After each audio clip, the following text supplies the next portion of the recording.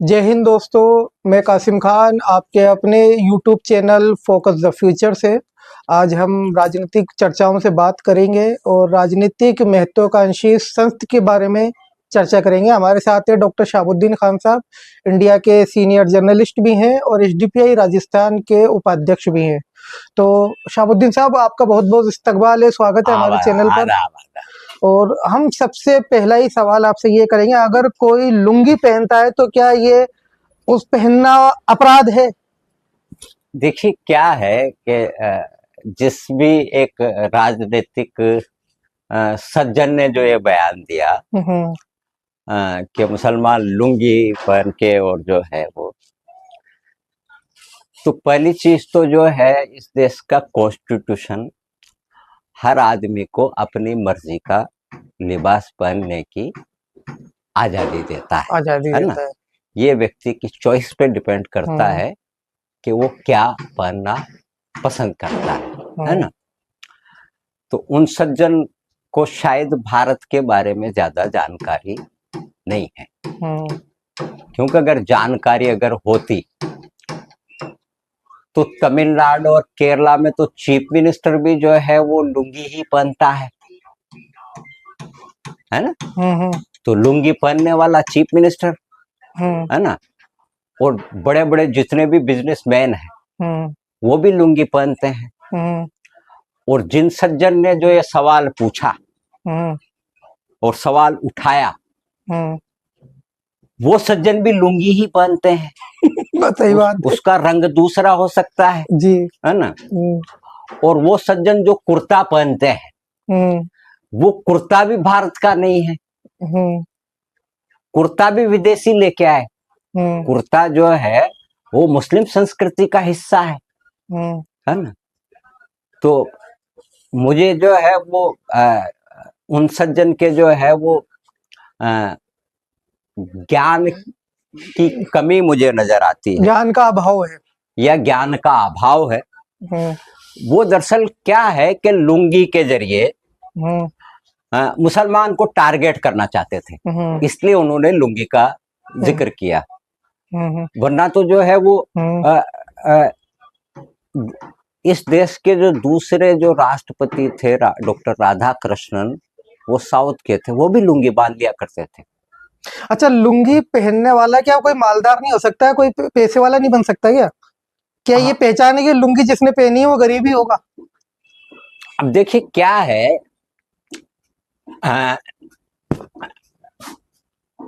मुझे लगता है कि उन सज्जन को अर्थशास्त्र पढ़ना चाहिए ढंग से, है ना?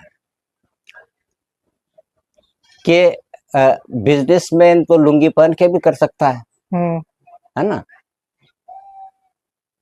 और टाई सूट वाला भी 12-15 हजार रुपए में नौकरी करता रहता है। तो ये तो बिजनेस स्किल है ना, कि एक लुंगी वाला जो है वो, है ना? बाबा को शायद ये पता नहीं है कि लुंगी वाले लोग जो है वो अमेरिका तक जाते हैं बिजनेस करने, और यूरोप तक जाते हैं। तो लुंगी जो है वो कोई गरीबी का प्रतीक नहीं है। लुंगी जो है वो लिबास का प्रतीक है, चॉइस का, जिसमें आदमी कंफर्ट फील करता है।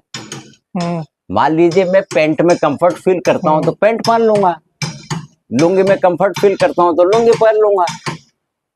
मैंने आपको बताया ना, साउथ के तो जितने भी बड़े बड़े जो बिजनेसमैन हैं, चीफ मिनिस्टर से लेके सारे मिनिस्टर, वो लुंगी पहनते हैं।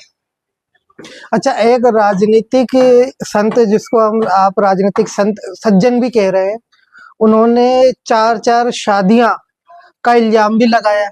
तो क्या 4-4 शादियों का डेटा भारत सरकार ने जारी करा है क्या? नहीं, पहले चीज तो कितने लोगों ने 4-4 शादियां करी? पहले तो उन सज्जन को जो है वो बाकायदा अपने विधानसभा के डेटा दे देना चाहिए थे। जयपुर के, राजस्थान के और पूरे देश के डेटा देना तो दूर की बात थी, उनको अपनी विधानसभा के तो डेटा दे देना चाहिए थे कि उनकी विधानसभा में जो है वो कितने लोगों ने 4-4 शादियां कर रखी है। मैं उन सज्जन को जो है वो चुनौती देता हूं कि वो जयपुर शहर में एक केस, एक सिंगल केस जो है वो सार्वजनिक रूप से साबित कर दे जिसने 4 शादियां कर रखी है। वो जो एक पूरे समुदाय पे इल्जाम लगा रहे हैं, और 30-35 बच्चों का भी है ना। अब इसमें भी मैं जो है उन सज्जन को खुली चुनौती देता हूं कि वो पूरे राजस्थान में एक फैमिली ऐसी बता दे जिसने 4 शादियां की हो और जिसके 35 बच्चे हो। दरअसल क्या है कि इन सज्जन को खास तौर से जो है वो मुसलमानों से चिढ़ है या नफरत है, इसलिए सज्जन जो है वो किसी न किसी बहाने जब भी मौका मिलता है ना, वो काम तो नहीं करते जनता ने जिसके लिए इनको चुना है, उससे ध्यान भटकाने के लिए मुसलमानों को कुछ न कुछ बोलते रहते हैं। लुंगी पे बोलेंगे, 4 शादियों पे बोलेंगे, 35 बच्चों। मैं दावे से कह रहा हूं उन सज्जन को चुनौती है आपके चैनल के माध्यम से कि वो एक व्यक्ति साबित कर सामने लिया है सार्वजनिक रूप से जिसने 4 शादियां की हो और जिसके 35 बच्चे हो। तो वो केवल जो है अपने बयान के जरिए सुर्खियों में रहना चाहते हैं, नफरत फैलाना चाहते हैं, और उनका जो एक कोर वोट बैंक है, जो भी है उनका एक अपना कोर वोट बैंक है, उसको खुश रखना चाहते हैं कि देखो मैंने ये बयान दे दिया, देखो मैंने ये बयान दे दिया, इसके अलावा और कुछ भी नहीं है। अच्छा, इन्हीं राजनीतिक महत्वाकांक्षी संत ने एक और टॉपिक छेड़ा था। उन्होंने कहा था कि विदेशों से फंडिंग आती है और इसीलिए करोड़ करोड़ के मकान खरीदे जाते हैं। तो क्या सरकार के पास इसका डेटा जारी करवाएंगे? क्योंकि सरकार तो नहीं की है, ये डेटा क्यों नहीं जारी कर देते कि विदेशों से किस किस की फंडिंग हो रही है? कि विदेशी फंड से लोग करोड़ रुपए के मकान खरीद रहे हैं। 11-12 साल से सरकार किसकी है? उन्हीं सज्जन की पार्टी की। फिर रजिस्ट्री होती है तो वहां तो पूरा शो करना पड़ता है, अमाउंट वाइट अमाउंट दिखाना पड़ता है ना, तभी तो रजिस्ट्री होगी ना आपकी। तो शायद उन सज्जन को पता ही नहीं कि रजिस्ट्री में वाइट अमाउंट दिखाना पड़ता है। और अगर वो ब्लैक मनी की बात कर रहे हैं तो सरकार किसकी है? और उनको मुसलमान अगर 2 करोड़ का मकान खरीद रहा है, उस पे तो सज्जन को बड़ी पीड़ा हो रही है, विदेशी फंडिंग है ना। शहर में जो है 200-200 करोड़ रुपए के जो मॉल बन रहे हैं, उन पे उन सज्जन ने कभी सवाल उठाया कि 200 करोड़ कहां से आए? भाई 200 करोड़ रुपए के बड़े बड़े मॉल बन रहे हैं कि नहीं बन रहे हैं? तो उन सज्जन ने जो है उन 200 करोड़ के मॉल पे तो कोई सवाल खड़ा नहीं किया। और 2 करोड़ रुपए का जो है वो मकान खरीद लिया तो सज्जन को पीड़ा हो गई, क्योंकि वो सज्जन की मानसिकता है कि मुसलमान जो है उनको जो है वो अच्छा मकान नहीं खरीदना चाहिए, उसकी लाइफ स्टाइल अच्छी नहीं होनी चाहिए, क्योंकि उनके जहन में तो बैठा हुआ ना कि मुसलमान तो पंचर पुत्र होता है ना, केवल पंचर की दुकान निकालता है, सब्जी का ठेला लगा लेता है ना, या छोटा मोटा काम कर लेता है। और उन सज्जन का इच्छा भी यही है कि मुसलमान यही करे। तो जब उन सज्जन के पास खबरें जाती है कि मुसलमान ने 5 करोड़ का मकान खरीद लिया, 4 करोड़ का मकान खरीद लिया, तो उनका दिमाग घूम जाता है कि 4 करोड़ 5 करोड़ का मकान कहां से खरीद लिया। अरे भाई, मुसलमान भी एक बिजनेसमैन कम्युनिटी है, और इस्लाम तो वो मजहब है जहां तिजारत करना सुन्नत है। इस्लाम में नौकरी के बजाय तिजारत को अहमियत दी है। तो मुसलमान के तो डीएनए में बिजनेसमैन होना लिखा हुआ है। तो असल पीड़ा सज्जन को ये करवाओ ना जांच आपकी सरकार। तो उनको जो असल जो पीड़ा है ना, वो है कि मुसलमान आर्थिक रूप से मजबूत क्यों हो रहा है, क्योंकि ये सज्जन जिस विचारधारा से संबंधित हैं, वो विचारधारा तो मुसलमानों के सोशल बायकाट की बात करती है। मुसलमान जो है वो हिंदू इलाके में मकान किराए से लेने चला जाए तो वहाँ किराए से मकान नहीं मिलता है। मुसलमान अगर हिंदू इलाके में मकान खरीद ले तो वहाँ लोग जो है वो मतलब आंदोलन शुरू कर देते हैं कि हम ये मकान बिकने नहीं देंगे। अच्छा, इसी मकान की बात को लेकर आपको एक क्वेश्चन में पूछता हूँ। जयपुर के कृष्णा कॉलोनी के अंदर एक मंदिर की जमीन पर कुछ माफिया लोग कब्जा कर रहे हैं, और वो इन्हीं राजनीतिक महत्वाकांक्षी संत के विधानसभा क्षेत्र का मामला है। इसको लेकर क्या कहेंगे आप? अब आप ये देखिए, ये सज्जन जमाने भर की बातें करते हैं।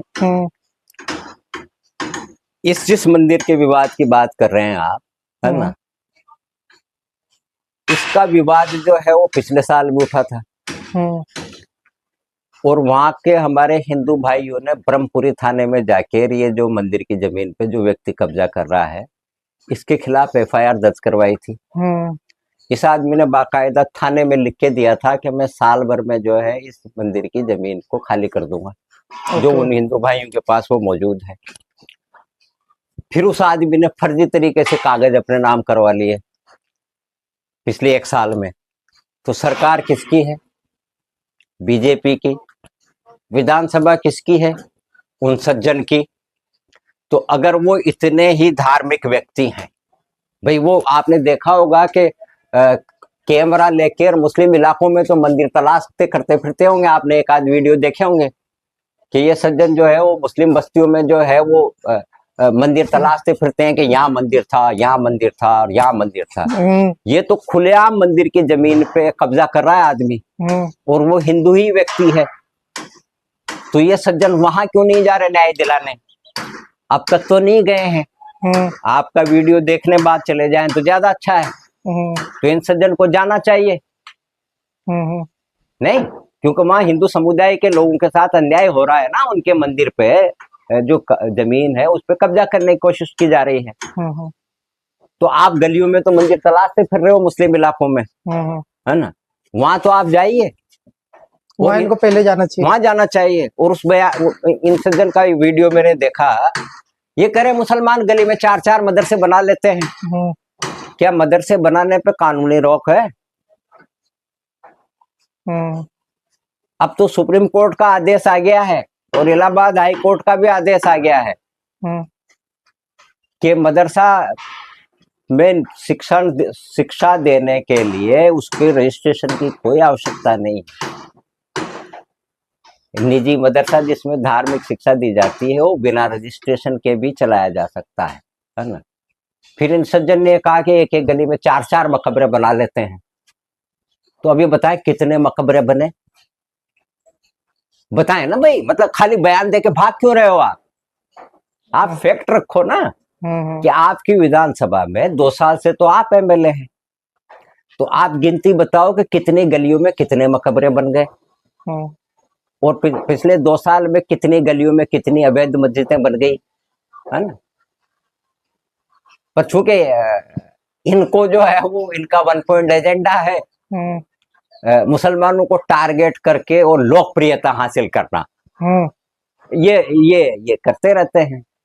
इन सज्जन को समझना चाहिए कि जो है वो यश कीर्ति, है ना, ये सब ऊपर वाले की मर्जी से मिलता है ना? वो जिसको जितना यश, जितनी कीर्ति, जितनी देना चाहता है उतनी ही मिलती है, उससे ज्यादा नहीं मिलती।